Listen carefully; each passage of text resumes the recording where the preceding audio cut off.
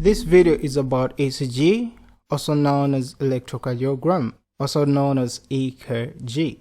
So first of all, we must know that there are three terms associated with the abbreviation ECG. Electrocardiogram, which is a graphical depiction or record of electrical activity, meaning the traces of electrical activity that you see after an ECG test, is termed as electrocardiogram. Electrocardiograph is the instrument to record an ECG, that is the ECG machine.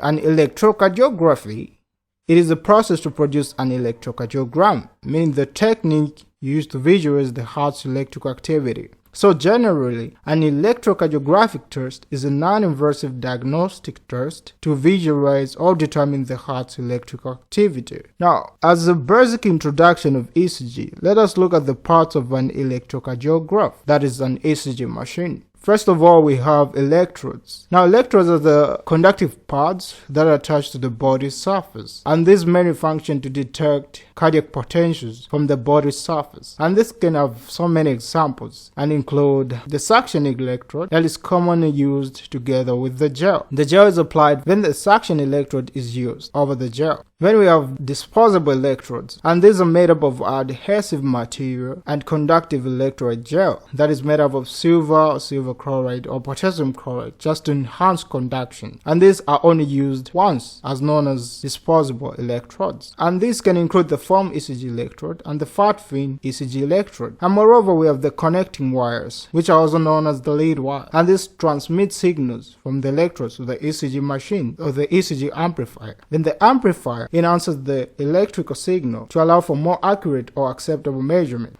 Then we have the output device, which is just the visualization device, and this mainly displays the detected signal and can include the graph or the LCD screen. So with that, let us look at the principle of an ECG. So we must know that an ECG records the electrical activity when only part of the myocardial fiber is depolarized. So this means no electrical activity is recorded with full myocardial depolarization or repolarization. So on the basic level, ECG works on the basis of a galvanometer through the detection of myocardial depolarization currents. Now, depolarization is just a fancy way of saying the spread of impulses in a myocardium tissue, also known as activation or stimulation, while repolarization is the return to the resting state.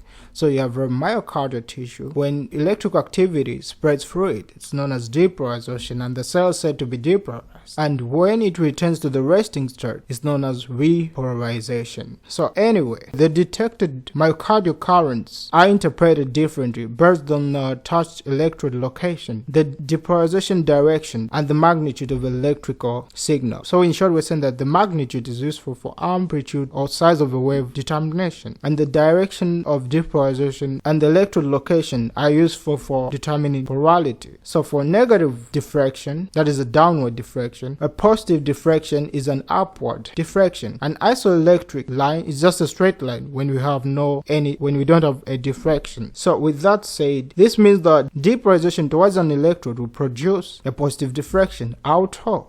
Well, that depends on the magnitude. So the higher the magnitude, the taller the wave of diffraction. And the lower the magnitude of myocardial currents, the smaller the wave of diffraction. And depolarization away from the electrode produces a negative diffraction. And same applies on the magnet. So an isoelectric line, just a flat line, right? To also be seen only when myocardium is completely depolarized or repolarized, or when the electrode lead axis is perpendicular to the wave of depolarization. In order to understand the application of this principle to the myocardial tissue, we first have to understand that atrial depolarization occurs longitudinal, that is from myocyte to myocyte along the myocardium. On the other hand, ventricular depolarization occurs transverse from endocardium to epicardium, that is outwards, from inside to the outside.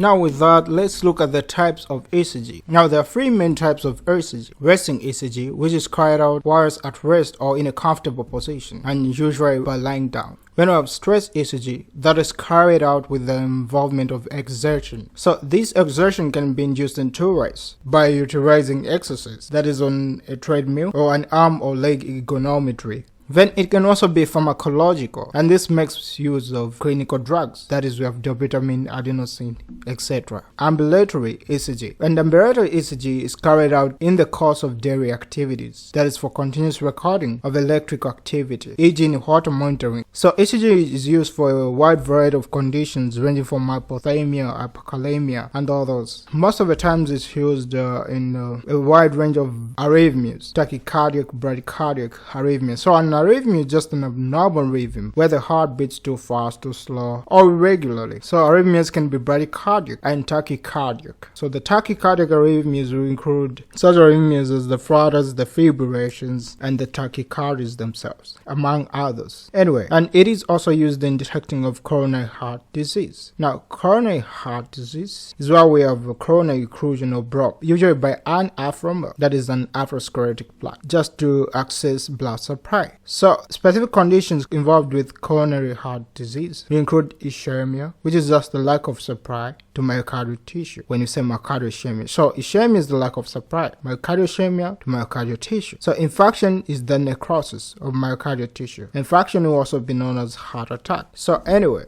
there are a lot of things to be looked at on the ECG, and these will include specific conditions that are of diagnosis during ECG, and also the lead and the lead systems in general. That's the video, guys. Thank you.